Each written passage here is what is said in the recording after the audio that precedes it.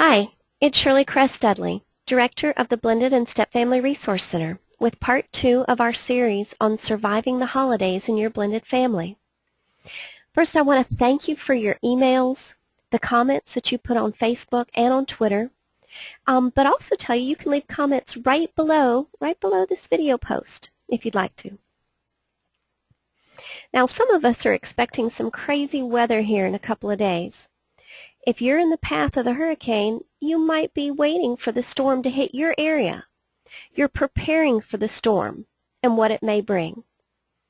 So are the coming holidays like a hurricane hitting your family? Do you dread the beginning of the holidays because you wonder what havoc will happen? Well, this is part 2 of the 3-part video series. If you haven't watched the first video, a link is listed below, and you can go back and watch it and then come and watch part 2. Okay, so in the same way that you're preparing for the hurricane and you're anticipating those strong winds and rain, you can prepare for the holidays. Now, some of you may say that I'm taking a negative perspective and maybe preparing for something to go wrong, but actually, and isn't that a bad way to start the holidays? But I disagree. For example, if you ignore the hurricane, just hoping that your home will be fine, even though the forecasts say that you're in the path of the storm, well, that's just not wise. Starting the holidays without preparation is just not the best option. Something going wrong is usually the norm for the holidays, isn't it? So it's important for us to just accept this and to be prepared. The more you prepare, the more you can avoid any dangerous situations, ones that will harm the strength of your marriage and ones that will harm your blended family. It's important to understand feelings. Everyone in your blended family is going to experience some feelings of loss and sadness, and you should be prepared for this. Let's start with you.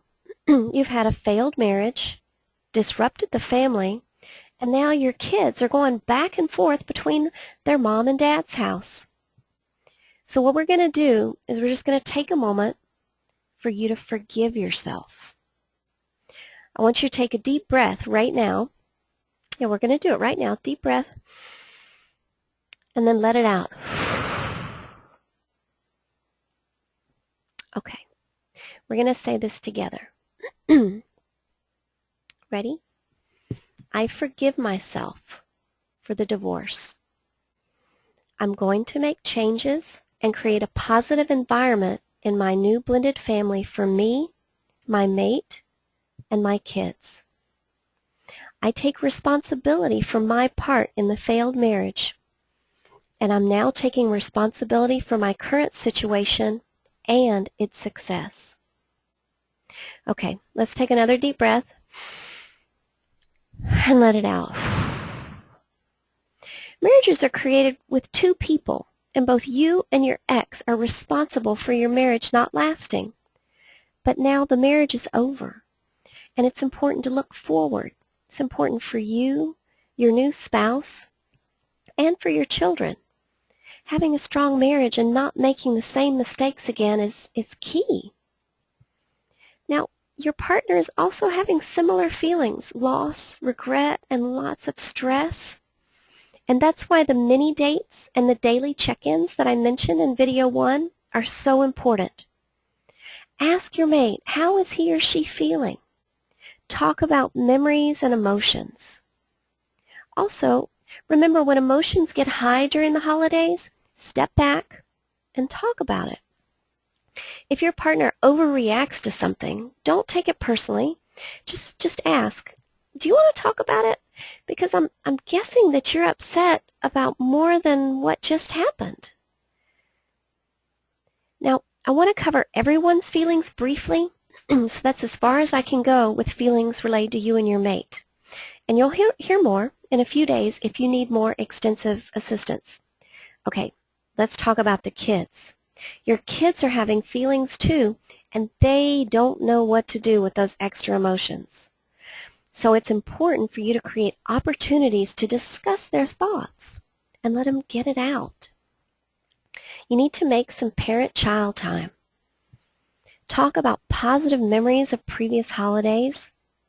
Remind your child of some special things you did together, just the two of you, or just you and the kids. Ask them what they enjoyed about these events, and discuss how to incorporate them into the upcoming holidays. Then ask your kids, what are some memories from previous holidays that were special to you? And just listen. And I mean listen. Don't interrupt. Just don't talk. Let them get all of the memory out. And also maybe some of their emotions might flow out too, especially if that memory involves the other parent. And if it does, this is your opportunity to say something kind of like this. I know it's hard because we won't all be together as a family for the holidays. But your dad and I aren't married anymore, so it's not appropriate for us to celebrate together. You'll have 2 holidays, and that's a great bonus for you. And continue that conversation. You tell them you'll be spending time with both of us, but not all of us together.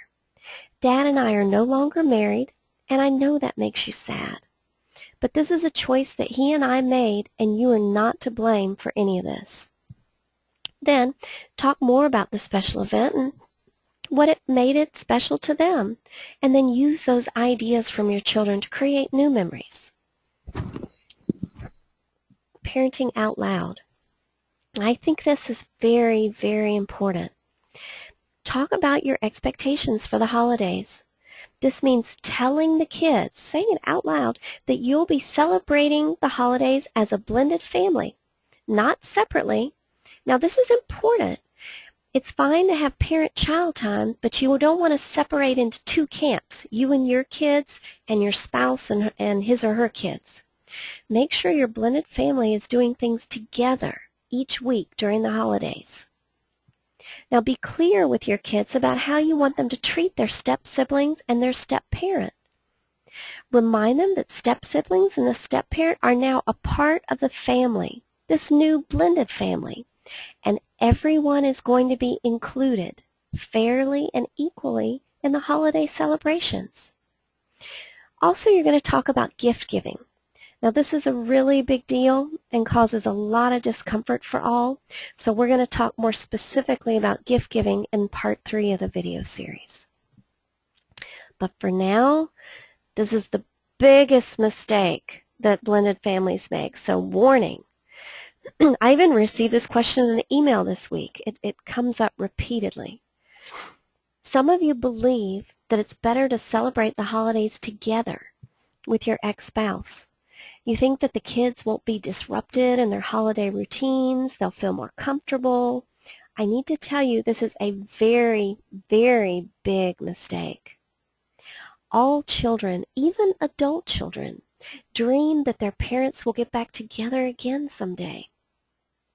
By celebrating together, you're confusing your children, and you're creating the illusion that it might be possible one day for you to reunite with your ex. Now you say, oh, no, that's not at all what I think. But that's what your children are going to believe is possible if you celebrate the holidays together. Now, if you value your current marriage and you want your children to be able to recover from the divorce and move forward, I strongly urge you to help them accept this new reality.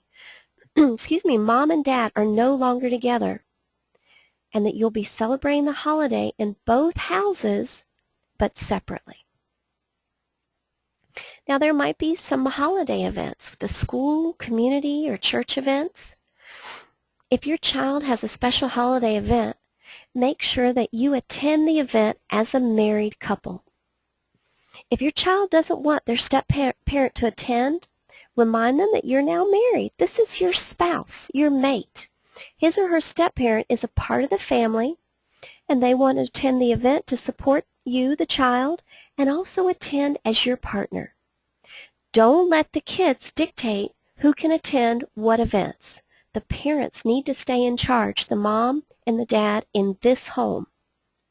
Also, just a quick tip, if you have custody of your child during the time of a holiday event, and then you see that the other parent is attending, go over to your child and say, go say hello to mom, or make sure you go say hello to dad.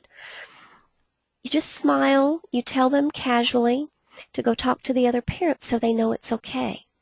You're going to be surprised how quickly kids will learn the new rules, and they're waiting for permission to go speak to the parent that doesn't have visitation that day, that doesn't have custody that day.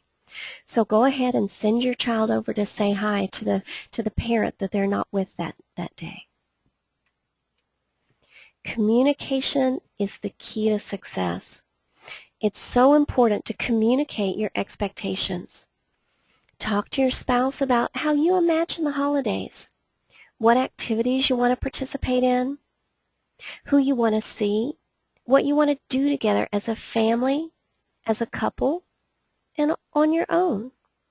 Regularly talk with the kids about upcoming events, who's going to be there, and what will happen. Let your kids vent to you and ask questions, but make sure that you do not have secrets from your spouse. You need to keep your marriage in the center of the family, and the entire blended family is going to be more stable if you do that. I hope that you'll pass along this link if you know another blended family that might benefit.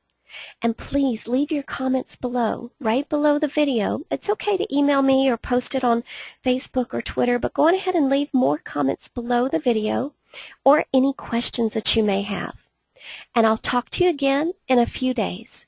This is Shirley Kress Dudley with the Blended and Step Family Resource Center, and I'm getting excited. We have one more video, and then I want to tell you about other opportunities to learn more. I'll talk to you soon. Bye.